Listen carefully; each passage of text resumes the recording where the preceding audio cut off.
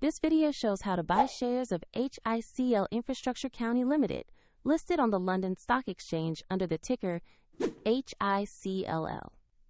HICL is an infrastructure investment company holding roads, utilities, and public assets across multiple regions.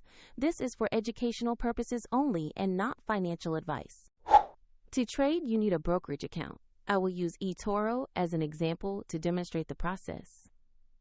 After registering, you must verify your account, typically by uploading an identity document, and add funds before you can place a trade. Use the platform's search bar and type the ticker HICL.L to find the listing. Select the result that clearly shows HICL Infrastructure Co Ltd on the LSE to open the asset page. On the asset page, check the company summary, sector details, and the price chart to understand the listing.